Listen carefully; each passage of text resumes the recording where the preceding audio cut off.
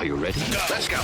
Now circling in the neutral zone. Here's the pitch on the way. 36 yards for the win. This. Here comes a big chance. The shot. Is this the dagger? The neutral zone. Home run. Good. This is as good as it gets. Now, here's your host, two-time Paralympian, Brock Richardson. What's going on? It's time for another edition of The Neutral Zone. I am indeed your host, Brock Richardson, and you get to listen to nasally Brock Richardson because a couple of times a year, I get a head cold, and that's where I am today. So thank you for listening to us, regardless. Before we get into the program, I just want to mention the fact that Claire Buchanan, our other esteemed co-host, will be stepping away from the program for some time, and she's dealing with some personal stuff, and we wish her well.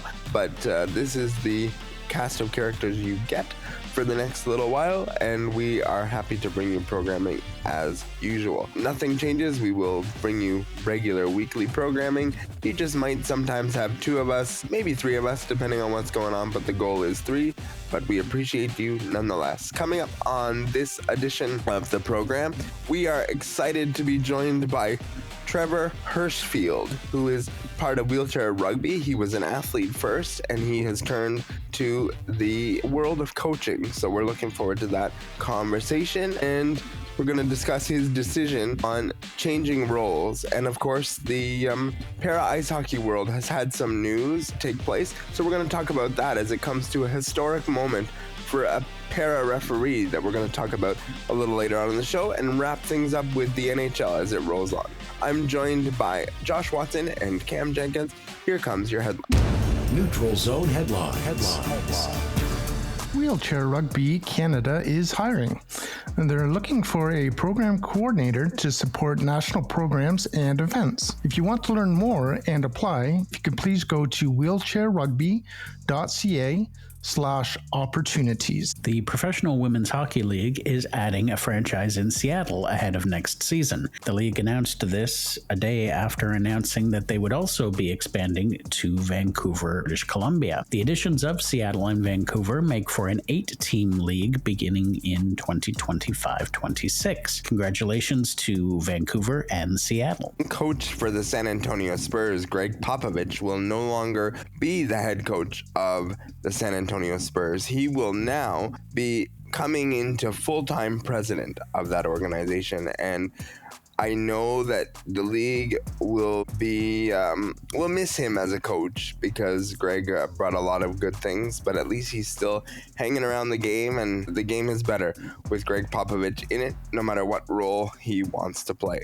Those are your headlines for this week. If you want to get a hold of us on social, here's how you can do that. And welcome back to the Neutral Zone broadcast booth. Play ball! We're set to get this bowl game underway. The first pitch is brought to you by Brock Richardson's X account at Neutral Zone BR. First pitch and a strike.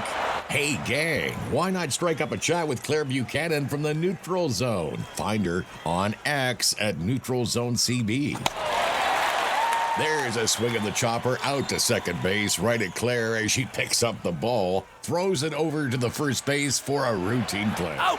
And fans, there's nothing routine about connecting with Cam and Josh from the Neutral Zone at Neutral Zone Cam J and at J Watson 200.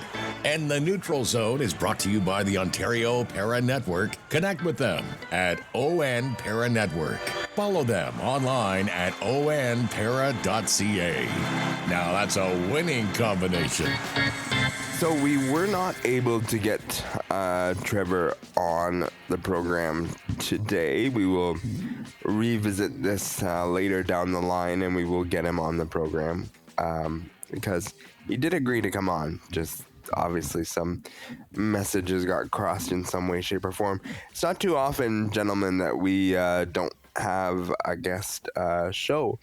So we have to talk to each other for the better part of the next hour, which is cool because we can do this. But I thought I would start in a place with one of the questions we were going to ask. And that is the fact that Trevor, not too long ago, stopped playing wheelchair rugby. In fact, I learned that he stopped playing in the early 2020s when he stopped. And so then one of my questions in my mind was, so if he's got to select a ex-teammate, now he would be coaching, what kind of dynamic would that cause? And I'm curious, all of us are athletes in one way or another, or have been athletes. What would be your thoughts? You may have had a teammate, he switched to a coach.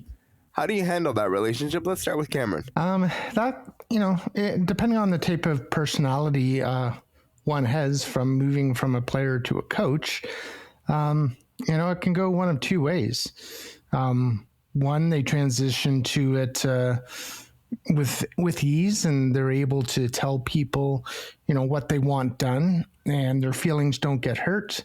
And even if the player's feelings get hurt, it doesn't affect them because they're like, this is the way it needs to be. But then sometimes you have a coach maybe that isn't as strong-minded and cares what other people think. And when they're trying to tell the players what to do, that can be a very difficult thing because, they used to be a player with them and now they're kind of telling them what to do. They're the boss. It's just like if you're an employee at a workplace and then you get moved to manager, it can be a very difficult transition to do because all of a sudden you're the one in charge of making decisions, and it falls on you if those decisions don't go well. So it's a tight line to walk. Absolutely. And I think that in most cases, most athletes, when you get to a certain level, come to the understanding that, okay, yeah, we might have a personal relationship, but within the confines of the practice arena, the game, what have you, he's the coach.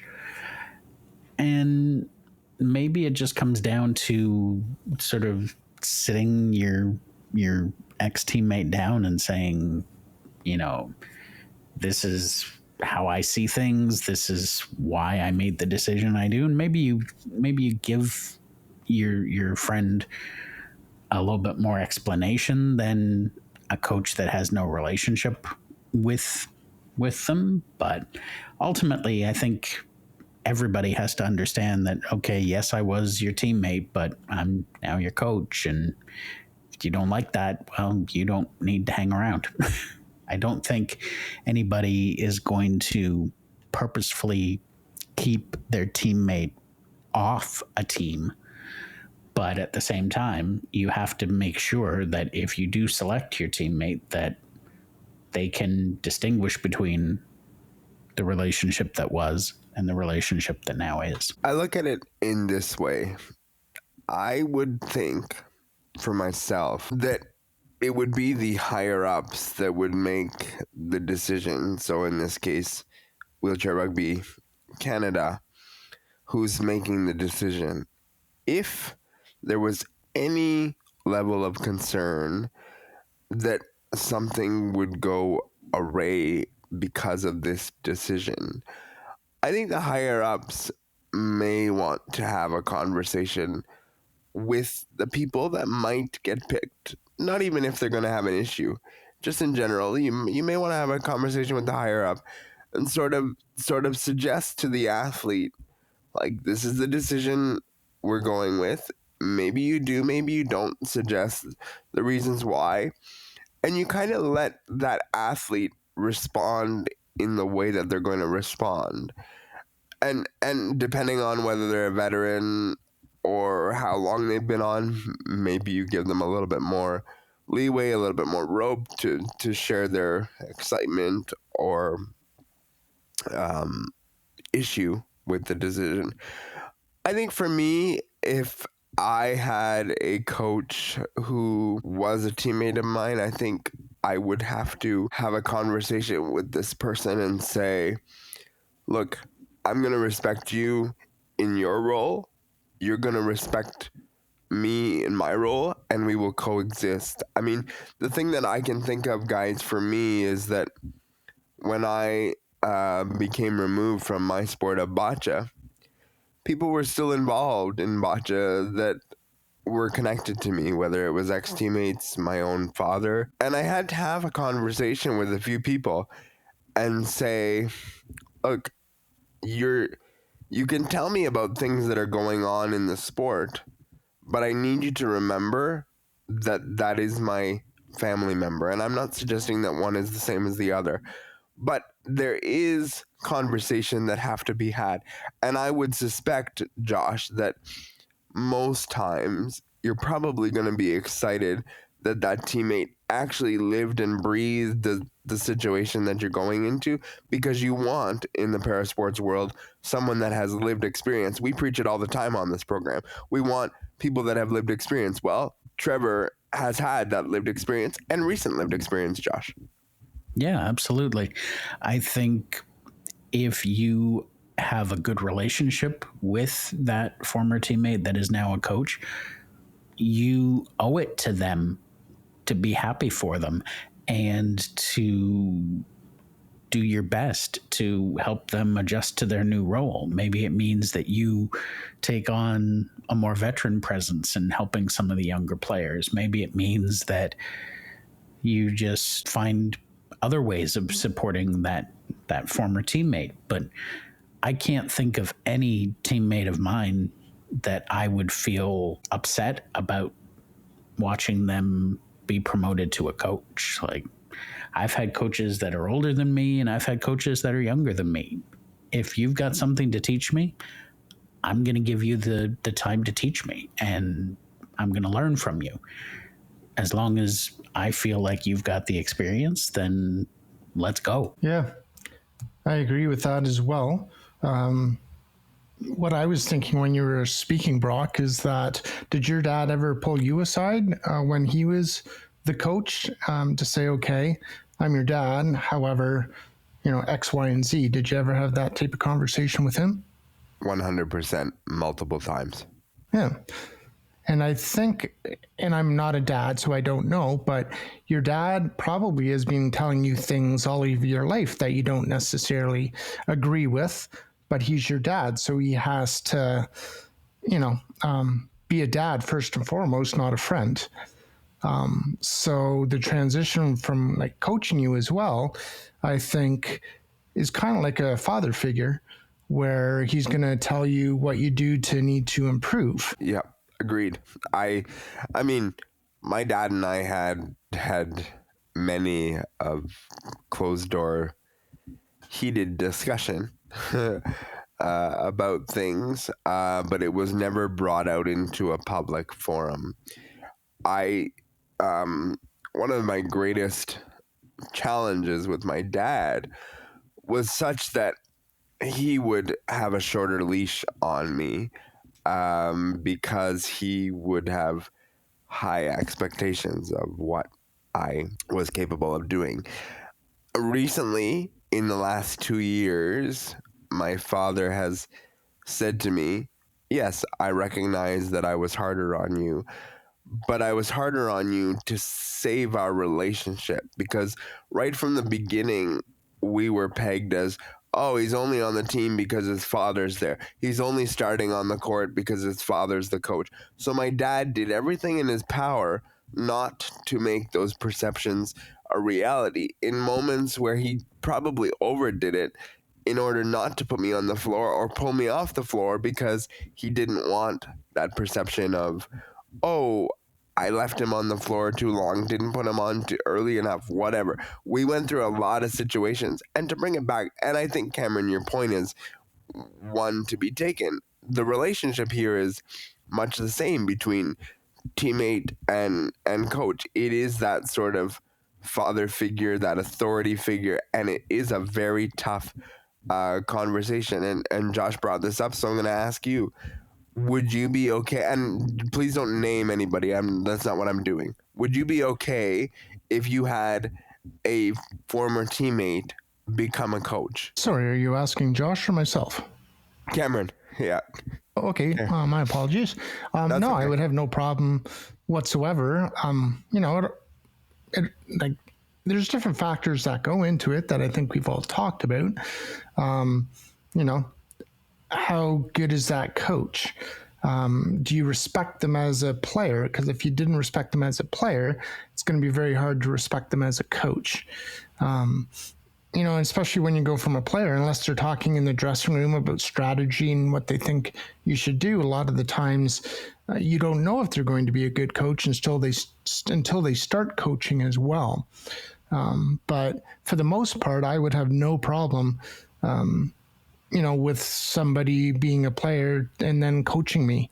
The only time I would have a problem, and it would be jealousy, and I do admit that, is if I wanted to coach and they chose that person over me, then I'd be a bit jealous, but then I wouldn't be playing anymore because obviously there's a reason that I would want to coach, and it's probably because I'm not able to play anymore. So, right. And I agree. I understand that jealousy piece of things. And, there's been a lot of people in my life that have said, would you go back and coach your sport? And I look at people and I say, no, because I would rather just get out and do, and I'm not as good of a teacher in the same sense as the sport that I played.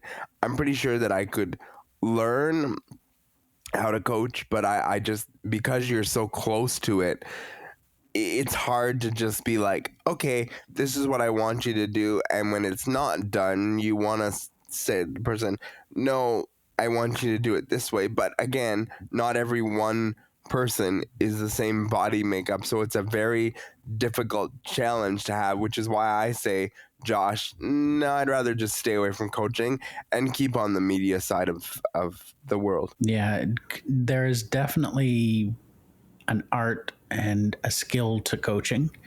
And I think it involves a lot of patience, number one, and the ability to translate what's in your head as the coach into words that can guide your players as to what you want. I've had some coaches that were very good players, but didn't necessarily have the ability to translate those skills into teachings, so to speak. And I mean, we don't even have to talk about our own experiences. We can look to, for example, the NHL. We all remember when Wayne Gretzky got behind the bench in Arizona. And granted, it was Arizona, but I think we can all agree that Wayne Gretzky is a great hockey player. I'm not sure he was the best coach.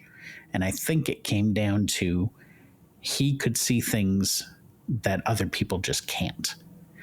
And that's, I think, where you get the old expression, those who can do and those who can't teach. It doesn't necessarily mean that they can't play the sport.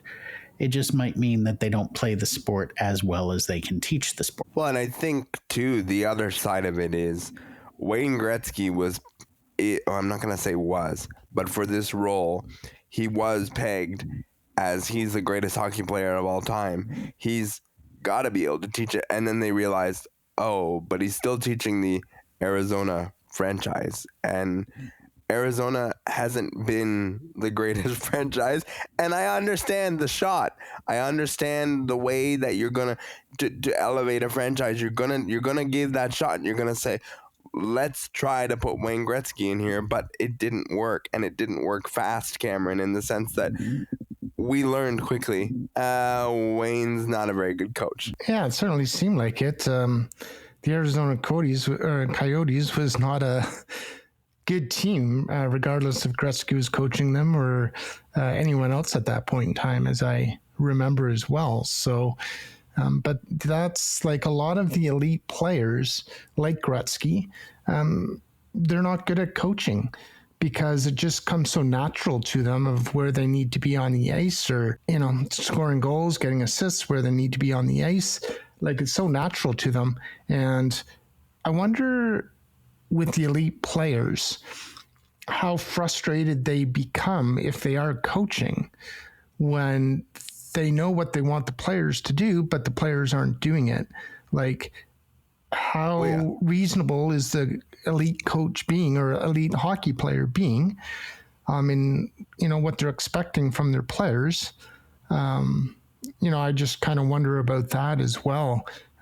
because it must just drive people nuts, coaches nuts, when the players aren't doing what they want them to do. Yeah, I think it comes down to, again, some people are just born with the ability to play a sport. And when you try to get them to explain, well, why did you do that way? They go, I don't know. That's just what I saw. So it's very hard to teach.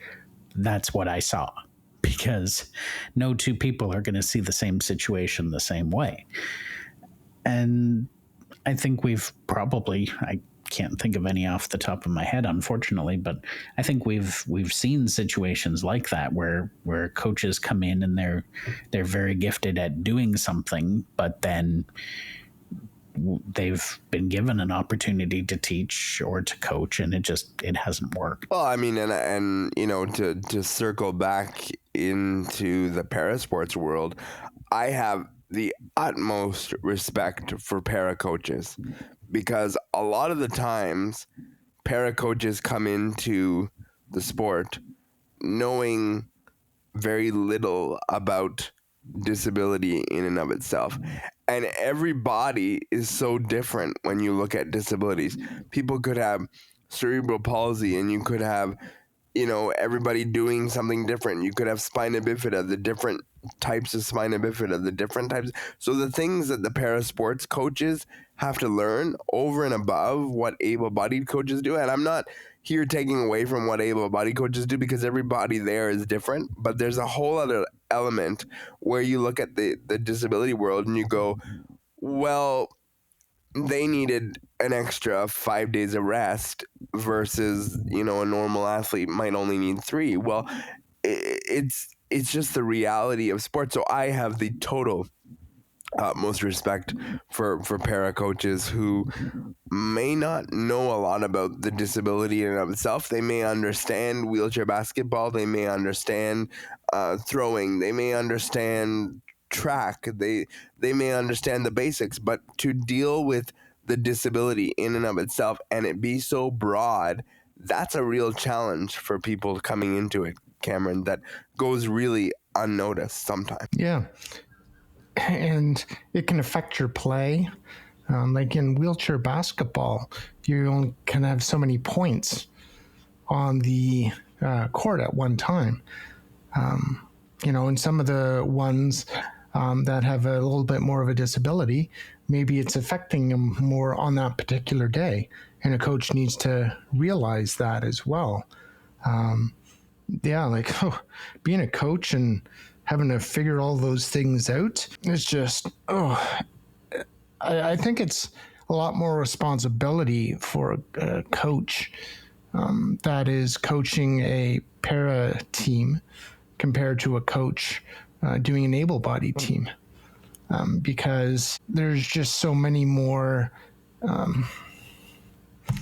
not injuries, but disabilities. Yeah, disabilities or circumstances that you have to think about, because, you know, what is this person able to do? And you somehow have to put that on the court or on the ice and get it to be so that you win the game, because that's what it is at the Paralympic level, is about winning the games.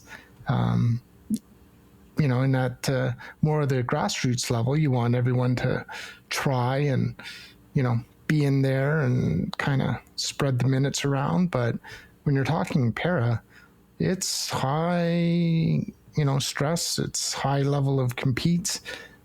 So yeah, I think a coach at the Paralympic level, it's a lot harder than managing an able-bodied roster. And even within the same classifications in a sport, you can have different abilities. So I agree with what both of you have said. It's incredibly challenging to be a para coach, and I'm sure it is difficult to be an able-bodied coach as well. I don't have experience with that personally. I know my father has been a high school basketball coach, and certainly you have different players that have different skills, so you have to figure out how to bring those skills out of them. But yeah, para coaching in particular, Cameron and I have experienced it very well, where you're classified one way, and then you look at other people in your class and go, but he can do this and I can't. How did this work? Yeah, like being an F-57 or F-58 and going against the Mexicans, and I'm throwing like maybe 16 to 20 for discus, and they're throwing at 58, and it's like, how the flippin' taco am I in the thing with these guys, a category with these guys, when they're throwing at 58 and I'm throwing at like barely 19? I have one first name for you, Cameron. Isa. Isa. Oh, God. There's a blast from the past. That guy? Oh, yeah. And Pepito is another one. How the flippin' taco? That's gotta be one of my. That's gotta be one of my favorite camisms that you've ever come out with. That's well done on that one. You caught me off guard on that one, I have to tell you. I thought you were gonna go somewhere else because we're not currently sponsored. I thought you were just gonna totally unleash and how the bleep, and I was like, oh no, he went. Yeah, I can swear I can do whatever the hell I want now, can't I? We're not sponsored, so I better get that out of my system. Well, we're still pitching our podcast, so let's try not to do the okay, fine. Try to keep it PG version. Yeah, fine. Yeah. If you insist. We're putting together a lovely, media package, and I'm sure one of the things that it says is clean podcast, and as I don't need a new sponsor to come on, and we're just throwing F-bombs for a month because we're unsponsored. We may stay unsponsored then. I'm still going to go off on Schneider if you bring the Blue Jays up, so be warned. Get there. We still have 30-ish minutes. We'll see how we get there today. We'll see if I'm in the mood for your Schneider take because, I don't know. The thing that I always liked, and I'd like both of your thoughts, and we'll start with Josh on this one. I always liked the fact that coaches, when they came to a new year, they sat down with people individually to talk about what you're doing, what you want to accomplish, what's happening with your body. Is there anything medically over the last X number of weeks, months, whatever, that I should know about? And I'm not, again, I think that the able-bodied community does it in the same way. When you come back from spring, come before spring training, and John Schneider comes and says, "Hey, Vladdy, what have you been doing?" It's the same conversation, but it's a different level of conversation when you're talking about your disability, and you really have to be open with that coach and really express what's happening. So for me, I like the openness with coaches and liked the one-on-one sort of sit down first before we got into the whole team and discussed these are our goals for this year. Yeah, I think that is very, very useful. I will tell you from my experience, I didn't necessarily always have that happen. But in a world where you are competing nationally and internationally, I can certainly understand why you would regularly have that conversation. I think what it comes down to is, as a coach, you have to foster that kind of open relationship with your athlete, where that athlete can say, "Oh, geez, I'm going through this. I should talk to my coach." Whereas if you don't have that kind of openness, then you might say, "Well, I'm going through this, but I can't tell my coach because he won't understand." So I'm glad to hear that you had that kind of rapport. Given who your coach was, I would expect you to have that rapport, but that's another matter. That's a good point. But yeah, I always knew, even though my coach didn't necessarily sit me down and say, what's going on, or what's going on here, or what's happening here, how's your health? I always knew that if something was going on, I could go to my coach, and if he noticed that I was acting differently, sounding differently, playing differently, or wincing after a throw, for example, he would stop me and he would say, "Okay, why are you wincing? What's going on? What's causing you problems?" And somewhat reluctantly, I would have to tell him, "Oh, my back hurts, my shoulder hurts," whatever my case may be. Maybe it was my elbow. And he would, at times, tell me, "Okay, if you're in pain, you're done. You're not throwing again until I see that you've gone to a doctor. And it was for my own good. But at least I could say, Coach, I don't know if I can practice shot put today. My elbow hurts, but it doesn't seem to hurt when I throw javelin or discus, so I'll focus on those today. And he'd go, okay, but make sure you get that elbow checked. Yeah, and that's a good open communication with a coach to be able to do that. I think especially at the elite level competition, it's best to set the expectations once you know you're on the team, individually with the coach, to say, okay, these are what the expectations are this year. This is what I want you to do. If it's bocce, they have certain expectations. If it's a team sport like hockey or basketball, they might say, okay, well, I don't want you to be the scorer. I want you to be the defender to stop the other best players, and just to set out those expectations so they know right at the beginning what they should be doing. And us as players, we do need to be open with our coach if we are hurting or if we're having problems. Because I think, once again, it's more important in para-athletics to let our coaches know about that, because not necessarily, but it could be something, really big to do with our health, and we need to get that checked out to make sure everything's okay. Not to say that with able-bodied that it's not a big deal, because it is. But yeah, like you've got to get things checked out, because I've had UTIs before, and that's not a good thing if I'm sitting out in the damp throwing the javelin, discus, and all that kind of stuff, and they're on like metal seats where the throw chairs are, and just different things like that where other people may not have a UTI. But having a disability, that's one of the things you have to watch out for. Or maybe you position your throw chair a little bit different because of how you throw. There's just so many different things that you need to tell your coach. And a lot of them are probably personal, and you need to let them know everything about you so they can be the best coach to you. Yeah, I agree. It's it really is about that open line of communication. It really is about that understanding that, if today's not the day to work on something, then let's not work on it. And I think over my career with my head coaches, who were not my father, but with my head coaches, there was always an understanding. If you don't feel it today, when we're at a training camp, tell people and tell them. And I've told the story before, but for context of this conversation, and I've had it happen once and it never happened again. I had a total meltdown as an 18-year-old in Beijing. The training camp just didn't go well, and I was throwing balls against walls.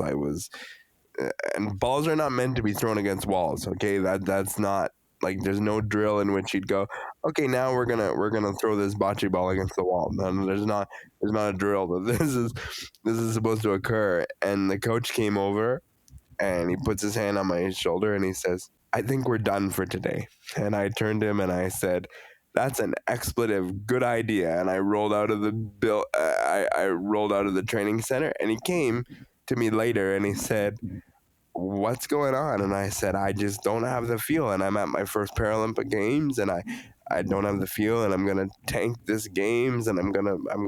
He's like, "Today's Tuesday. We don't start practicing or playing till Sunday. Things can be a lot different." And I was like, "No, because if I don't feel it now, I'm not gonna feel it then." Well, I went out on the Sunday and I won my first 2 games at the Paralympic Games, and he came over and he puts his hand on my shoulder again and he says, "I told you so."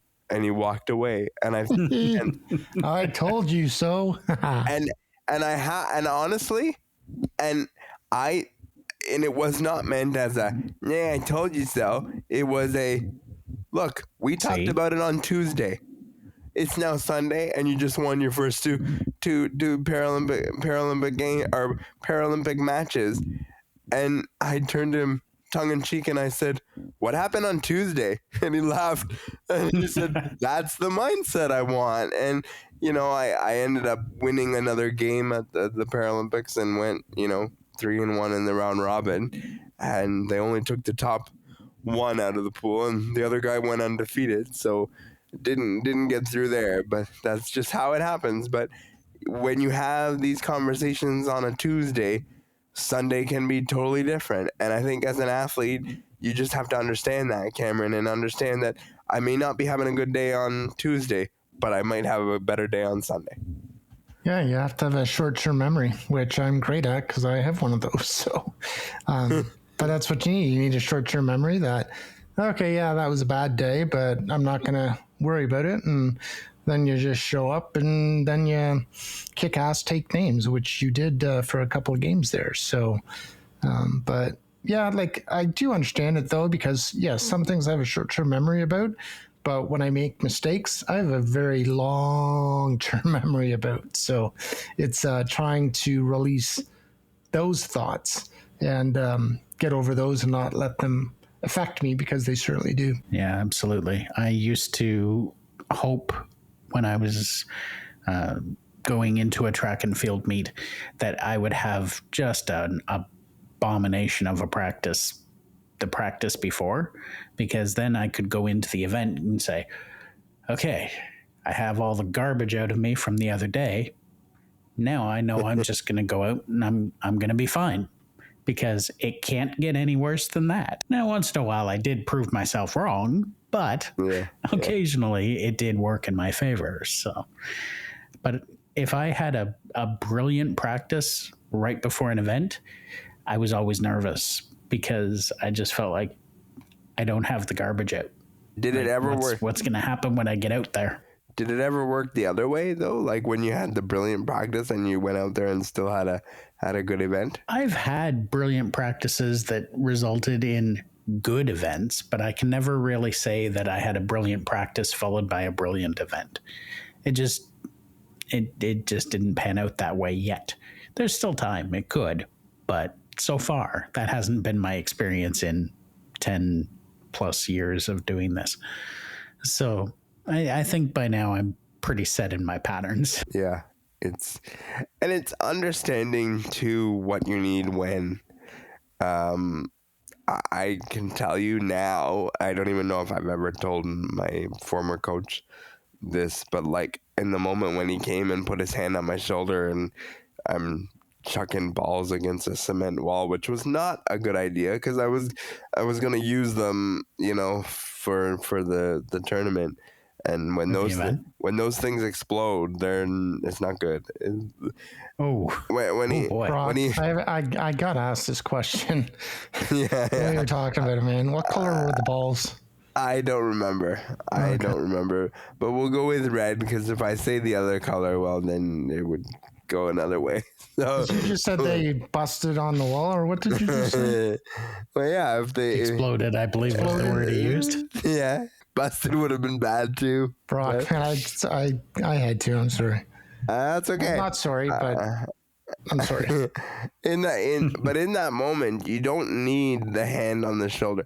You don't want the hand on the shoulder, even though it's meant in such good faith and goodwill. You just simply don't want that. As soon as I felt his hand, I was like, oh, think about what you're about to say because you could be in trouble.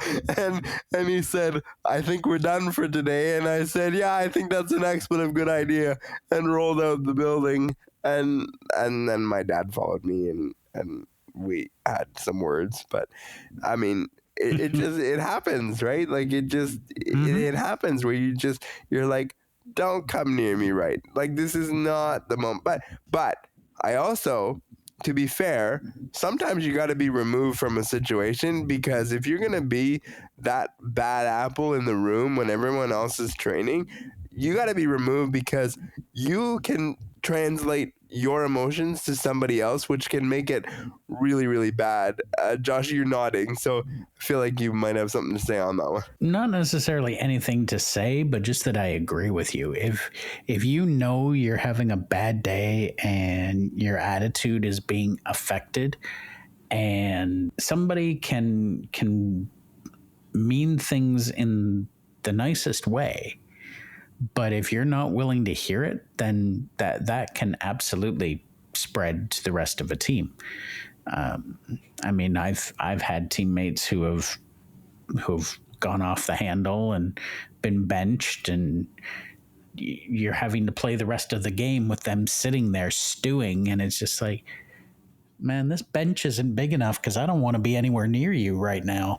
But you don't have a choice. I've also had games where I've come off the ice and I've been the hothead, and I've had to have somebody say to me, hey, the other team out there thinks you're pissed off at them. They don't know that you're pissed off at yourself.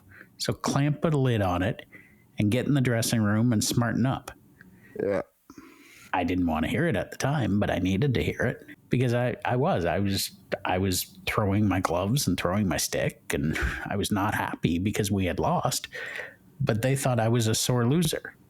Meanwhile, I'm not mad at them for winning. Good on them. They won. They deserved it. I was mad at myself because I didn't play right, but I had the ability in that moment with that attitude to just thoroughly ruin a win for them and make my teammates feel like garbage. Josh, you and I are a lot alike, where we put so much pressure on ourselves to do well.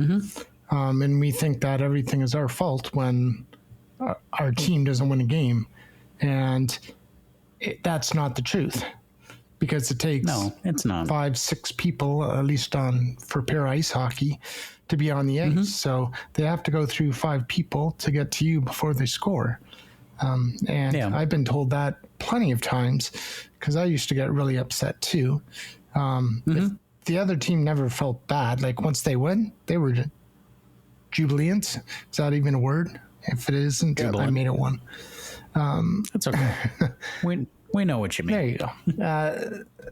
Like they're just happy that they won. So they don't care if I'm a sore loser or if I'm throwing my sticks or whatever. But yeah, like my own team might feel bad because they feel maybe they let me down or whatever. But like that's the thing with us, Josh. We need to, and I still haven't figured it out at 51. But we can't be so hard on ourselves. We have to look for other areas to say, okay, well, it's not all my fault because, if this player did this or this player did this job or that job or whatever, like it wouldn't have been as bad as it was. So yeah, absolutely. It's one of those things where we've been told it's not our fault because there's 5 people in front of us, but then we've also been told that we're the last line of defense. And so it's like, well, which is it there, smart guy? A lot of pressure. Yeah. Make up your mind. But in my particular case, the player who put me in my place had heard parents from the other team commenting like, oh, he's a sore loser. Like, what's his problem? Meanwhile, they don't understand that I'm mad at myself. But yeah, that was why she said what she said. And she also reminded me that I was representing our club and not doing a very good job of it. So it was rather humbling, but it needed to be said. That's one thing that drives me nuts is when you lose, maybe it's by a lot, maybe it's by a little, and somebody goes up to you and say, oh, well, what'd you think of the game? And it's like, oh, we lost, sucks. Oh, but did you have fun? Did you have fun? What do you think? We lost. Who has fun losing? Like, why do people say that? It drives me nuts. Exactly. And they say that. I remember getting on a... Go ahead, Josh. I remember getting on a bus to Sudbury and getting our tails handed to us and then getting back on the bus home. And it's like, why did we just do that? Like, what was the point of this? The 2 30-minute why games. Did we? Yeah, exactly. And it's like, we didn't even get to play full games by the time we got there because of a whole bunch of other problems that we've talked about on this program. And it's just like, why did we even go? Like, why did this even happen right now? But, oh well. It's just, and I mean, I would not want to be a goalie because I would feel the exact same way that the two of you would feel in that no matter what the person says, doesn't say you are the last line of defense.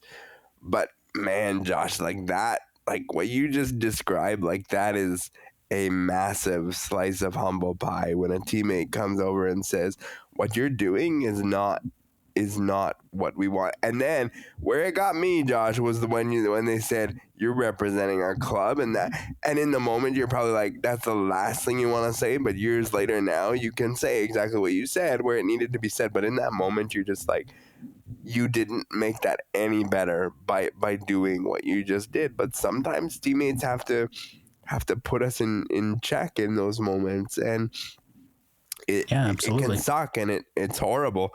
But it's not a nice scenario. And I don't know if I said, but I want to put it out there in case any of mine are listening. No, there would not be a teammate that I would say if they were coaching and I was playing, it wouldn't be a problem. It would be fine if that's the role that the organization felt that they wanted to go. You have to respect in the end of what they're doing, and you got to go about it in the right channels versus just going up to that coach and saying, I'm not even going to listen to you. You got to do it in the right way, and you got to do it. And they're respecting the organization. So at some point you have to respect that hire as well. So that was a interesting chat that I did not expect to go as long as it did. But again, we are people who are very passionate about sports. And so you put a topic on the table, we can talk about it. I'm going to put this topic on the table. Kevin Webinger is heading to his 17th World Para Ice Hockey Championship, an incredible milestone for Canada's most experienced referee. From a 2008 development camp to the world stage, Kevin is dedication is undeniable to its athletes and the game. That coming from the Canadian Paralympic Committee, so we credit them with that. What I just read. But your guys' thoughts on this. What do you guys say? Let's start with Cameron on this one. Yeah, it's a great career for having been a referee for so long and learning how to ref the para ice hockey game, because it's a lot different than a regular ice hockey. So to know the intricacies of a para ice hockey game and being able to referee that, kudos to him for refereeing for so many years and getting the respect of a lot of the players as well, which I think at the end of your career, having the respect, not necessarily that they like you, but having the respect of players, to me, it shows what a good referee they were. Yeah, absolutely. Congratulations, Kevin. 17 World Para Ice Hockey Championships is no small feat. And I think it is, as Cameron said, a testament to learning and appreciating the intricacies of the game. There are a lot of similarities, but there are also enough differences that we've all experienced bad referees. And we've all experienced referees that just don't care. And it makes for a terrible experience. When you're out there, and especially at an international level, giving your all to a sport, you need your officials, and let's circle back. You need your coaches to all be at that level as well. And so to have someone who has become such an accomplished referee is fantastic for the sport. We need more of it. Yeah. And a couple of points I want to put out here. First of all, to do 17 of these world championships, which are yearly, so that's 17 years that he's been able to do world championships. We all understand the fact that a lot of these coaches, officials, timekeepers are mostly on a volunteered and unpaid position, or if they do get paid, it's a very nominal amount of money. I can't speak for what Kevin gets on the world stage, but when we look at this and we look at all the BS that people take on the field of play, that's a lot of dedication to put, towards one sport, and look at the intricacies and develop relationships. When we look at the above stories like this, it's just, you look at the dedication and the specialties that go into the para sports, like to do all this and to say, oh, I've been to 17 world championships, like that's unbelievable when you think of all the intricacies, all the differences, the traveling, this, like, that deserves a lot of credit, Josh, in this, because traveling and understanding disability sports is very, very tough. It absolutely is. And just the amount of time that has to be given up, because you don't become world class by just doing international events. I will guarantee you, he's done grassroots events, he's done regional events, he's done probably provincial events, probably national events. And now he's made it to where he's one of the international elite. That is a lot of time, and that is a lot of dedication to a sport. And I mean, some people come to it because they have friends or family who play the sport, and some people come to it because maybe they're an official in another branch of the sport and they get asked, well, would you be willing to officiate this?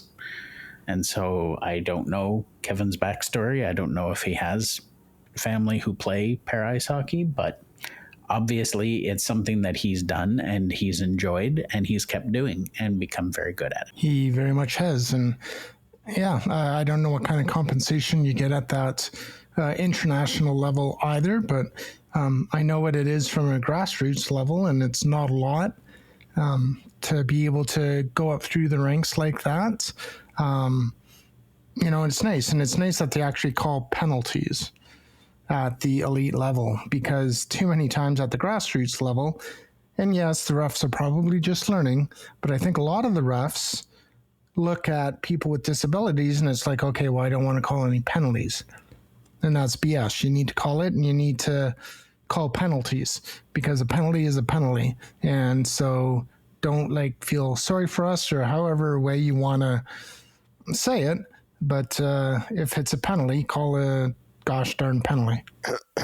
I had a member of the national wheelchair basketball Paralympic team, and I used to referee House League, and they and I would get into some tiffs about the way that I would call the game, because I would call it by the book, and I would give a little bit of lenience to people who were learning, but the ones that were on the national team, I'd look at it and go, this is you're held at a standard, because you got to be learning for moving forward. And I did it for a year, and I remember this person and I would have constant back and forth week in and week out. And then she came to me one day and she said, she goes, I was at an international event and you would have refereed better than 3/4 of the referees that were at the international event, and you have a visual impairment. And I laughed and I said, I was told, just to call it by the book and don't look at it as the disability side of the angle. And I think I would hedge my bets that Kevin is one of those referees, because they're out there.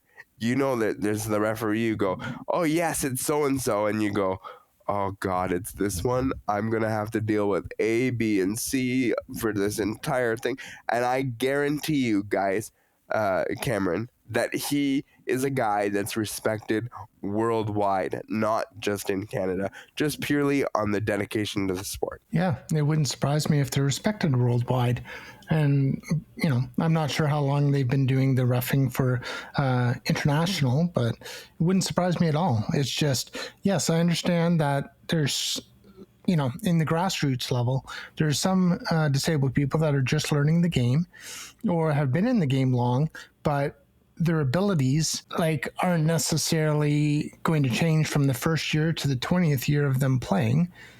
And, we have on the cruisers, there's a person that's been there for probably 20 years. I don't know, maybe more, maybe less. And that person wouldn't hit or fly. And they just kind of go the same pace like they always do. And they might, go into a person, but it's like a little love tap. So would I call that a T-bone? Absolutely not.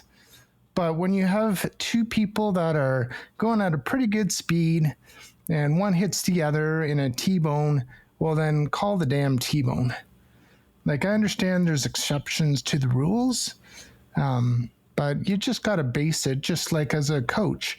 You got to see what their abilities are. And if they make contact with the person and they do it just a little love tap, don't call it a penalty. But if it's two people that are going pretty quick and it's a T-bone, well, a T-bone is a T-bone. Call the damn call. Because you could break someone's legs if you T-bone them in the right way, and that's the real scary part. And I Cameron, just to clarify, in case you want to respond a little bit differently, what I was saying there was Kevin, the referee that we're talking about here, in this 17 years, I guarantee you that guy is respected worldwide just because of his dedication to the game. And he doesn't just get where he is just arbitrarily calling T-bones or not. He probably earns the respect that he probably deserves.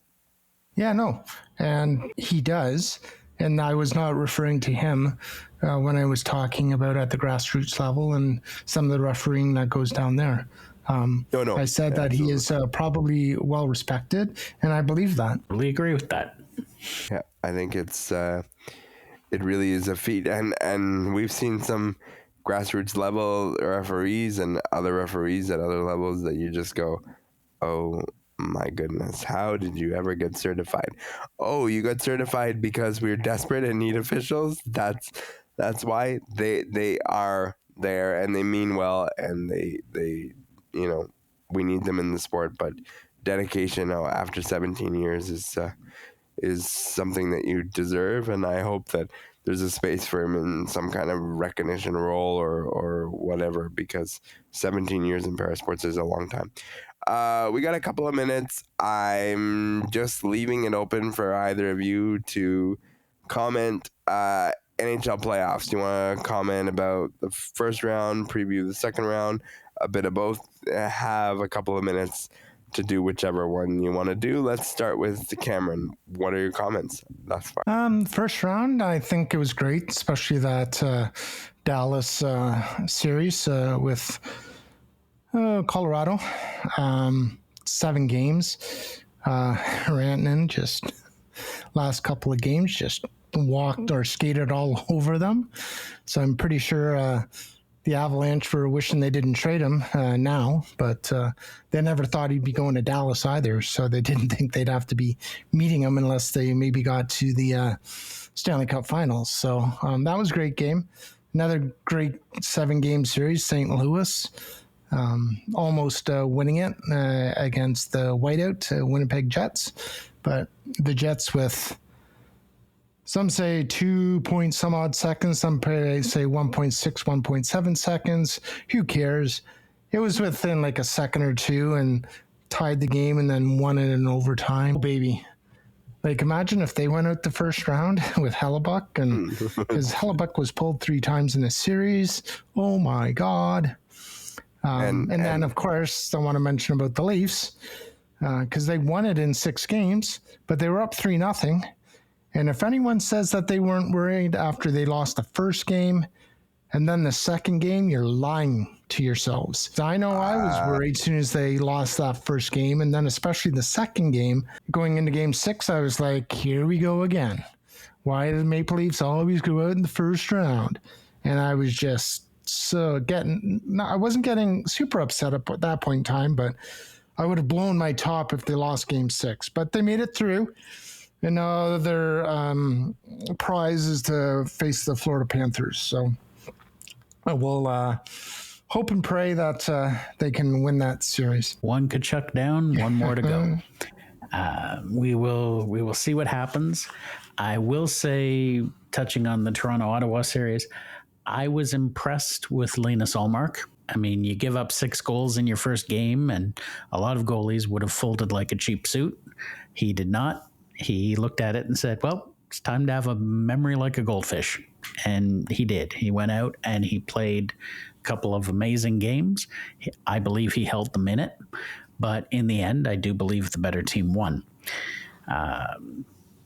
Montreal series, I'm not surprised that Washington took that one. I think it might have taken a little longer than I thought it would. Not surprised by the Carolina series. Carolina's always been a strong team, so it'll be interesting to see how they match up against Washington. On the other side, good on Edmonton for continuing their streak against the LA Kings, especially considering that you had to pull Stuart Skinner and go with Calvin Pickard for all 4 of those wins, if I remember correctly. What can you say about Winnipeg? I watched that game last night. I'm exhausted today, but it was such a phenomenal game. I had written them off after they went down 2-0, particularly after watching Hellebuck let that second goal in, because I felt like he should have had it, but he didn't. And he went from possibly not having any confidence at all to becoming what might be the league's best goalie all in one series of periods. And, Dallas, Colorado, we've already talked about. Amazing series. And that one for me was the one that was a toss-up. I didn't know how that one was going to go, but I'm not surprised that Dallas won it. And there's one series that I'm missing. I think you got it.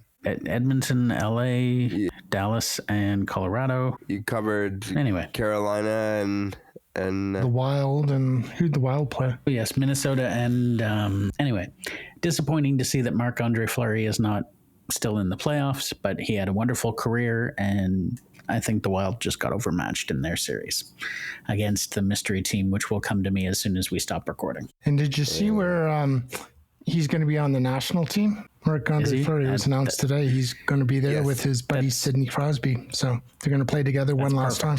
That's awesome. He deserves it. And Nathan McKinnon is not confirmed, but close enough as we record this. So could be a pretty good team going for Canada. And this event starts this weekend. May the 10th, I believe, is Saturday. So it'll be interesting. I don't know what that says about the talent left in the NHL, given that we're having a super Canadian team, it feels like, but we'll see how the World Championships goes. I will close this, and I'm going to give Cameron a chance here, because I know he's going to say I'm lying, but I have text that I can prove that I told people I was not worried until we got to Game 7. I was fine with them losing Game 4 and 5. I was not worried going into Game 6. Had they lost Game 6 and had to go to Game 7, there would have been a problem. But I was totally fine after 4 and 5. I was not worried. Yeah, you're lying, and I want a note from your teacher to say as much. And then I'll believe it if your teacher rates you a note. I think I have a text to Josh that I said I wasn't worried, so I'll have to go find it after the show. And there was something else I was going to comment about, but I don't remember what it was. Winnipeg, I was this close to turning off the TV Sunday night. I literally had my finger on the button. I'm surprised when I cheered when they scored in that empty net that I didn't hit the button, but I didn't. I had them written off too. It would have been interesting, and I don't know if you guys thought about it this way, but Jordan Binnington and Connor Hellebuck went head-to-head in this series, as we know, and Jordan Binnington and Connor Hellebuck went head-to-head in the Four Nations, and Connor Hellebuck won the playoff game, and Jordan Binnington won the Four Nations Cup. So I'll take the win for Winnipeg in this situation, and I'll take the win in the Four Nations Cup. I'll take that any day, because I know we would have come on this program and talked all about what Connor Hellebuck wasn't. So this has been a good first round. We'll see how round 2 goes, but we'll be back next week to discuss it and see how far the Leafs are up or down in their series. They get going Monday night as we record this. Everybody go get your nap in and stay up for a late series. It seems that some of the times are a bit bizarre. That is the end of our program for this week. I'd like to thank Cam Jenkins, Josh Watson. I'd also like to thank our technical producer, Mark Aflalo. Stay tuned for next week, because you just never know what happens when you enter the neutral zone. Be safe, be well.